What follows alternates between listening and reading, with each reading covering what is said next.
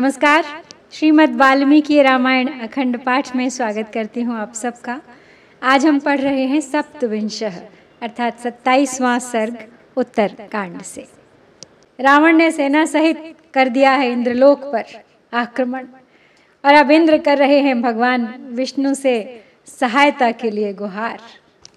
भगवान विष्णु भविष्य में रावण वध की प्रतिज्ञा करके इंद्र को लौटा देते हैं।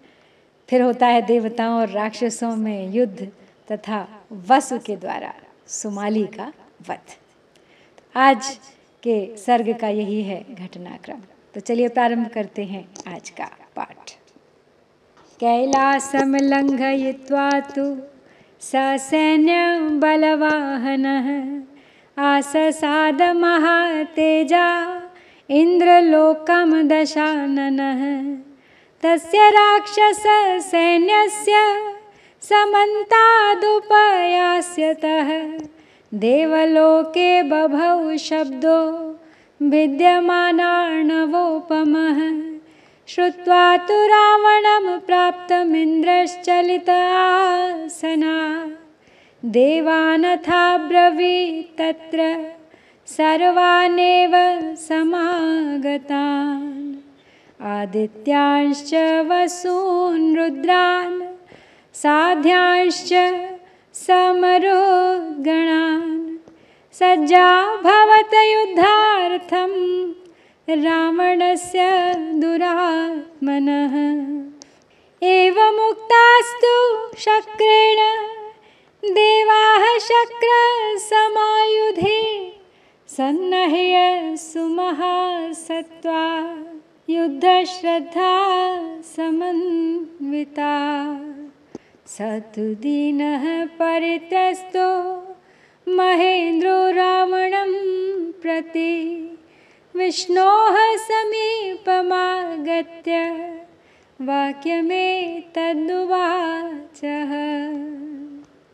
तो अब कैलाश पर्वत को पार करके महातेजस्वी दशमुख रावण सेना और सवारियों के साथ इंद्रलोक में जा पहुंचा। सब ओर से आती हुई राक्षस सेना का कोलाहल देवलोक में ऐसा जान पड़ता था मानो महासागर के मथे जाने का शब्द प्रकट हो रहा हो। रावण का आगमन सुनकर इंद्र अपने आसन से उठ गए और अपने पास आए हुए समस्त देवताओं से बोले। उन्होंने आदित्यों, वसुओं, रुद्रों, साध्यों तथा मरुद्गणों से भी कहा, तुम सब लोग दुरात्मा रावण के साथ युद्ध करने के लिए तैयार हो जाओ। इंद्र के ऐसा कहने पर युद्ध में उन्हीं के समान पराक्रम प्रकट करने वाले महाबली देवता कवच आदि धारण करके युद्ध के लिए उत्सुक हो गए। देवराज इंद्र को रावण से भय हो गया था, अतः वे दुखी हो भगवान विष्णु के पास आए और इस प्रकार बोले। विष्णु कथम करिष्यामि रावणं राक्षसं प्रति अहो अति बलवद्रक्षो युद्धार्थमभिवर्तते वरप्रदानात् बलवान् न खल्यवन्येन हेतुना तत्तु सत्यं वचः कार्यं यदुक्तं पद्मयोनिना तद्यथा नमुचिर्वृत्रो बलिर्नरकशंबरौ त्वद्बलं समवष्टभ्य मया दग्धास्तथा कुरु नहन्यो देवदेवेश त्वद्रिते मधुसूदन गतिः परायणं चापि त्रैलोके सचराचरे त्वं हि नारायणः श्रीमान् पद्मनाभः सनातनः त्वयि स्थापिता लोकाः शक्रश्चाहं सुरेश्वरः। देवराज इंद्र रावण से भयभीत हो गए हैं, पहुँचे हैं भगवान विष्णु के पास। कहते हैं, हे विष्णुदेव, मैं राक्षस रावण के लिए क्या करूं? अहो, वह अत्यंत बलशाली निशाचर मेरे साथ युद्ध करने के लिए आ रहा है। वह केवल ब्रह्मा जी के वरदान के कारण प्रबल हो गया है, दूसरे किसी हेतु से नहीं। कमल योनि ब्रह्मा जी ने जो वर दे दिया है उसे सत्य करना हम सब लोगों का काम है। अतः जैसे पहले आपके बल का आश्रय लेकर मैंने नमुचि, वृत्रासुर, बलि, नरक और शंबर आदि असुरों को दग्ध कर डाला है, उसी प्रकार इस समय भी इस असुर का अंत हो जाए, ऐसा कोई उपाय आप ही कीजिए। हे मधुसूदन, आप देवताओं के भी देवता एवं ईश्वर हैं। इस चराचर त्रिभुवन में आपके सिवा दूसरा कोई ऐसा नहीं है जो हम देवताओं को सहारा दे सके। आप ही हमारे परम आश्रय हैं। आप पद्मनाभ हैं। आप ही के नाभि कमल से जगत की उत्पत्ति हुई है। आप ही सनातन देव श्रीमान नारायण हैं। आपने ही इन तीनों लोकों को स्थापित किया है और आपने ही मुझे देवराज इंद्र बनाया है। त्वया सृष्टमिदं सर्वं त्रैलोक्यं सचराचरं त्वामेव भगवन् सर्वे प्रविशन्तिं युगक्षये तदा चक्ष यथा तत्त्वं देवदेव मम स्वयं असि चक्रसहायस्त्वं योत्स्यसे रावणं प्रति। एवमुक्तः स शक्रेण देवो नारायणः प्रभुः अब्रवीन् परित्रासः कर्तव्यः श्रूयतां च मे। न तावदेष दुष्टात्मा शक्यो जेतुं सुरासुरैः हन्तुं चापि समासाद्य वरदानेन दुर्जयः। सर्वथा तु महत्कर्म करिष्यति बलोत्कटः राक्षसः पुत्रसहितो दृष्टमेतन्निसर्गतः। देवराज इंद्र आगे कहते हैं भगवान विष्णु से कि हे भगवान, आपने ही स्थावर जंगम प्राणियों सहित इस समस्त त्रिलोकी की सृष्टि की है और प्रलय काल में संपूर्ण भूत आप में ही प्रवेश करते हैं। इसलिए हे देव देव, आप ही मुझे कोई ऐसा अमोघ उपाय बताइए जिससे मेरी विजय हो। क्या आप स्वयं चक्र और तलवार लेकर रावण से युद्ध करेंगे? इंद्र के ऐसा कहने पर भगवान नारायण देव बोले, देवराज, तुम्हें भय नहीं करना चाहिए। मेरी बात सुनो। पहली बात तो यह है कि इस दुष्टात्मा रावण को संपूर्ण देवता और असुर मिलकर भी न तो मार सकते हैं और न परास्त ही कर सकते हैं, क्योंकि वरदान पाने के कारण यह इस समय दुर्जय हो गया है। अपने पुत्र के साथ आया हुआ यह उत्कट बलशाली राक्षस सब प्रकार से महान पराक्रम प्रकट करेगा। यह बात मुझे अपनी स्वाभाविक ज्ञान दृष्टि से दिखाई दे रही है। यत्तु मां त्वम भाषिष्ठा युद्धस्वेति सुरेश्वर नाहं तं प्रतियोत्स्यामि रावणं राक्षसं युधि नाहत्वा समरे शत्रुं विष्णुः प्रतिनिवर्तते दुर्लभश्चैव कामोऽद्य वरगुप्ताधिरावणा प्रतिजाने च देवेन्द्र त्वत्समीपे शतक्रतो भवितास्मि यथा स्याहं रक्षसो मृत्युकारणम् अहमेव निहन्तास्मि रावणं सपुरः सरम् देवतानन्दयिष्यामि ज्ञात्वा कालमुपागतम् एतत्ते कथितं तत्त्वं देवराज शचीपतेः युद्धयस्व विगतास सुरैः सार्धं महाबल ततो रुद्राः सहादित्या वसुवो मरुतोऽश्विनौ सन्नद्धा निर्ययुस्तूर्णम् राक्षसानभितः पुरा। तो विष्णु आगे कहते हैं इंद्र से कि हे सुरेश्वर, दूसरी बात जो मुझे कहनी है वो इस प्रकार है कि तुम जो मुझसे कह रहे थे कि आप ही उसके साथ युद्ध कीजिए, तो उसके उत्तर में निवेदन है कि मैं इस समय युद्ध स्थल में राक्षस रावण का सामना करने के लिए नहीं जाऊंगा। मुझ विष्णु का यह स्वभाव है कि मैं संग्राम में शत्रु का वध किए बिना पीछे नहीं लौटता, परंतु इस समय रावण वरदान से सुरक्षित है, इसलिए उसकी ओर से मेरी इस विजय संबंधिनी इच्छा की पूर्ति होनी कठिन है। परंतु देवेंद्र शतक्रतो, मैं तुम्हारे समीप इस बात की प्रतिज्ञा करता हूँ कि समय आने पर मैं ही इस राक्षस की मृत्यु का कारण बनूंगा।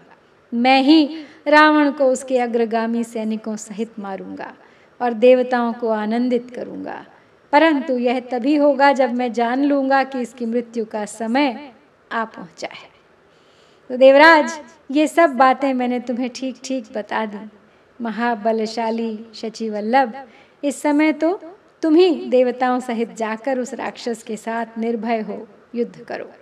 तदनंतर रुद्र, आदित्य, वसु, मरुद्गण और अश्विनी कुमार आदि देवता युद्ध के लिए तैयार होकर तुरंत अमरावतीपुरी से बाहर निकले और राक्षसों का सामना करने के लिए आगे बढ़े। एतस्मिन्नन्तरे नादः शुश्रुवे रजनीक्षये तस्य रावणसैन्यस्य प्रयुद्धस्य समन्ततः ते प्रबुद्धा महावीर्या अन्योन्यमभिवीक्ष्य वै संग्राममेवाभिमुखा अभ्यवर्तन्त हृष्टवत्। ततो दैवतसैन्यानां संक्षोभः समजायत तदक्षयं महासैन्यं दृष्ट्वा समरमूर्धनि। ततो युद्धं समभवत् देवदानवरक्षसां घोरं तुमुलनिर्ह्रादं नानाप्रहरणोद्यतम्। एतस्मिन्नन्तरे शूरा राक्षसा घोरदर्शनाः युद्धार्थं समवर्तन्त सचिवा रावणस्य ते। तब इसी बीच में रात बीतते बीतते सब ओर से युद्ध के लिए उद्यत हुई रावण की सेना का महान कोलाहल सुनाई देने लगा। वे पराक्रमी राक्षस सैनिक सवेरे जागने पर एक दूसरे की ओर देखते हुए बड़े हर्ष और उत्साह के साथ युद्ध के लिए आगे बढ़ने लगे।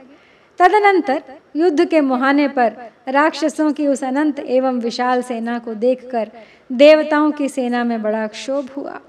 फिर तो देवताओं का दानवों और राक्षसों के साथ भयंकर युद्ध छिड़ गया। भयंकर कोलाहल होने लगा और दोनों ओर से नाना प्रकार के अस्त्र शस्त्रों की बौछार आरंभ हो गई। इसी समय रावण के मंत्री शूरवीर राक्षस, जो बड़े भयंकर दिखाई देते थे, युद्ध के लिए आगे बढ़ आए। मारीचश्च प्रहस्तश्च महापार्श्वमहोदरौ अकम्पनो निकुम्भश्च शुकः सारण एव च संह्रादो धूमकेतुश्च महादंष्ट्रो घटोदरः जम्बुमाली महाह्रादो विरूपाक्षश्च राक्षसः सुप्तघ्नो यज्ञकोपश्च दुर्मुखो दूषणः खरः ऋषिराः करवीराक्षः सूर्यशत्रुश्च राक्षसः महाकायो अतिकायश्च देवान्तकनरान्तकौ एतैः सर्वैः परिवृतो महावीर्यैर्महाबलः रावणस्यार्यकः सैन्यं सुमाली प्रविवेशः स दैवतगणान् सर्वान् नानाप्रहरणैः शितैः व्यध्वंसयत् समं क्रुद्धो वायुर्जलधरानिव तद्दैवतबलं राम हन्यमानं निशाचरैः। तब रावण के मंत्री आगे आए। मारीच, प्रहस्त, महापार्श, महोदर, अकंपन, निकुंभ, शुक, सारण संघ्राद धूमकेतु महादंष्ट्र घटोदर जम्बुमाली महाह्राद विरूपाक्ष सुप्तघ्न यज्ञकोप दुर्मुख दूषण खर त्रिशिरा करवीराक्ष सूर्यशत्रु महाकाय अतिकाय देवांतक तथा नरांतक, इन सभी महापराक्रमी राक्षसों से घिरे हुए महाबली सुमाली ने, जो रावण का नाना था, देवताओं की सेना में प्रवेश किया। उसने कुपित हो नाना प्रकार के पहने अस्त्र शस्त्रों द्वारा समस्त देवताओं को उसी तरह मार भगाया जैसे वायु बादलों को छिन्न भिन्न कर देती है। हे श्री राम, निशाचरों की मार खाकर देवताओं की वह सेना सिंह द्वारा खदेड़े गए मृगों की भांति संपूर्ण दिशाओं में भाग चली।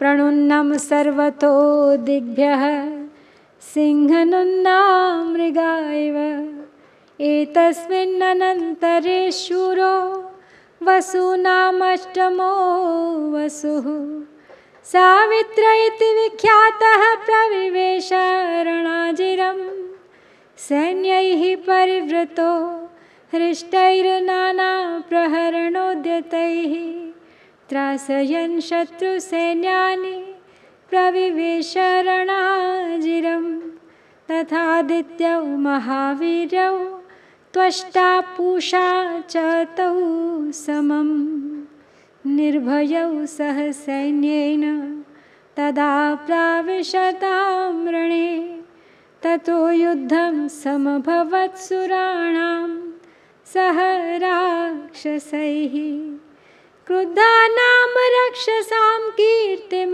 समरेश्वरनिवर्तिनां ततस्ते राक्षसाः सर्वे विबुधान् समरे स्थितान् नानाप्रहरणैर्घोरैर्जघ्नुः शतसहस्रशः देवाश्च राक्षसान् घोरान् महाबलपराक्रमान् समरे विमलैः शस्त्रैरुपनिन्युर्यमक्षयम् एतस्मिन्नन्तरे रामसुमाली नाम राक्षसः। तो राक्षस सेना ने देवताओं की सेना को खदेड़ दिया है। इसी समय वसुओं में से 8वें वसु ने, जिनका नाम सावित्र है, समरांगण में प्रवेश किया। वे नाना प्रकार के अस्त्र शस्त्रों से सुसज्जित एवं उत्साहित सैनिकों से घिरे हुए थे। उन्होंने शत्रु सेनाओं को संत्रस्त करते हुए रणभूमि में पदार्पण किया। इनके सिवा अदिति के 2 महापराक्रमी पुत्र त्वष्टा और पूषा ने अपनी सेना के साथ एक ही समय युद्ध स्थल में प्रवेश किया। वे दोनों वीर निर्भय थे। फिर तो देवताओं का राक्षसों के साथ घोर युद्ध होने लगा। युद्ध से पीछे न हटने वाले राक्षसों की बढ़ती हुई कीर्ति देख सुनकर देवता उनके प्रति बहुत कुपित थे। तत्पश्चात समस्त राक्षस समर भूमि में खड़े हुए लाखों देवताओं को नाना प्रकार के घोर अस्त्र शस्त्रों द्वारा मारने लगे। इसी तरह देवता भी महान बल पराक्रम से संपन्न घोर राक्षसों को समरांगण में चमकीले अस्त्र शस्त्रों से मार मार कर यमलोक भेजने लगे। नाना प्रहरणैः क्रुद्धस्तत्सैन्यं सोऽभ्यवर्तत सदैवत् बलं सर्वं नाना प्रहरणैः शितैः व्यध्वंसयत् संक्रुद्धो वायुर्जलधरं यथा ते महाबाणवर्षैश्च शूलप्रासैः सुदारुणैः हन्यमानाः सुराः सर्वे न व्यतिष्ठन्त संहताः ततो विद्राव्यमाणेषु दैवतेषु सुमालिना वसूनामष्टमः क्रुद्धः सावित्रो वै व्यवस्थितः संवृतः स्वैरथानीकैः प्रहरन्तं निशाचरम् विक्रमेण महातेजा वारयामास संयुगे ततस्तयोर्महद्युद्धमभवल्लो महर्षणम् सुमालिनो वसोश्चैव समरेष्वनिवर्तिनो ततस्तस्य महाबाणैर्वसुना सुमहात्मना निहतः पन्नगरथः क्षणेन विनिपातितः हत्वा तु संयुगे तस्य रथं बाणशतैश्चितम्। तो आगे कहते हैं अगस्त्य मुनि सुनाते हुए श्री राम को ये सब वृत्तांत कि हे श्री राम, इसी बीच में सुमाली नामक राक्षस ने कुपित होकर नाना प्रकार के आयुधों द्वारा देवसेना पर आक्रमण किया। उसने अत्यंत क्रोध में भरकर बादलों को छिन्न भिन्न कर देने वाली वायु के समान अपने भांति भांति के तीखे अस्त्र शस्त्रों द्वारा समस्त देवसेना को तितर बितर कर दिया। उसके महान बाणों और भयंकर शूलों एवं प्रासों की वर्षा से मारे जाते हुए सभी देवता युद्ध क्षेत्र में संगठित होकर खड़े न रह सके। सुमाली द्वारा देवताओं के भगाए जाने पर 8वें वसु सावित्र को बड़ा क्रोध हुआ। वे अपनी रथ सेनाओं के साथ आकर उस समय प्रहार करने वाले निशाचर के सामने खड़े हो गए। महातेजस्वी सावित्र ने युद्ध स्थल में अपने पराक्रम द्वारा सुमाली को आगे बढ़ने से रोक दिया। सुमाली और वसु दोनों में से कोई भी युद्ध से पीछे हटने वाला नहीं था, अतः उन दोनों में महान एवं रोमांचकारी युद्ध छिड़ गया।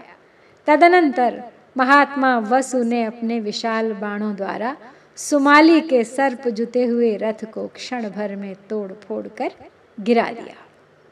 गदाम तस्य वधार्थाय वसुर्जग्राह पाणिना ततः प्रगृह्य दीप्ताग्राम कालदंडोपमां गदाम तां मूर्धनि पातयामास सावित्रो वै सुमालिनः सा तस्योपरि चोल्काभा पतन्ती विबभौ गदा इन्द्रप्रमुक्ता गर्जन्ती गिराविव महाशनिः तस्य नैवास्ति न शिरो न मासं ददृशे तदा गदया भस्मतां नीतं निहतस्य रणाजिरे तं दृष्ट्वा निहतं संख्ये राक्षसास्ते समन्ततः व्यद्रसहिताः सर्वे क्रोशमानाः परस्परं विद्राव्यमाणा वसुना राक्षसा नावत स्थिरे। तो महात्मा वसु ने सुमाली के रथ को तोड़फोड़ दिया है। युद्ध स्थल में सैकड़ों बाणों से छिदे हुए सुमाली के रथ को नष्ट करके वसु ने उस निशाचर के वध के लिए काल दंड के समान एक भयंकर गदा हाथ में ले ली, जिसका अग्रभाग अग्नि के समान प्रज्वलित हो रहा था। उसे लेकर सावित्र ने सुमाली के मस्तक पर दे मारा। उसके ऊपर गिरती हुई वह गदा उल्का के समान चमक उठी, मानो इंद्र के द्वारा छोड़ी गई विशाल अशनि भारी गड़गड़ाहट के साथ किसी पर्वत के शिखर पर गिर रही हो। उसकी चोट लगते ही समरांगण में सुमाली का काम तमाम हो गया। न उसकी हड्डी का पता चला, न मस्तक का, और न कहीं उसका मांस ही दिखाई दिया। वह सब कुछ उस गदा की आग से भस्म हो गया। युद्ध में सुमाली को मारा गया देख वे सब राक्षस एक दूसरे को पुकारते हुए एक साथ चारों ओर भाग खड़े हुए। वसु के द्वारा खदेड़े जाने वाले वे राक्षस समर भूमि में खड़े न रह सके। राक्षस सेना और इंद्र की सेना के बीच युद्ध छिड़ गया है। 8वें वसु इस समय अड़े हुए हैं सुमाली के सामने। और यहाँ पर हम समाप्त करते हैं श्री वाल्मीकि निर्मित आर्ष रामायण आदि काव्य के उत्तर कांड में 27वां सर्ग। इत्यार्षे श्रीमद् रामायणे वाल्मीकिये आदि काव्ये उत्तर कांडे 27वां सर्गः। ओम श्री सीतारामचंद्राभ्यां नमः।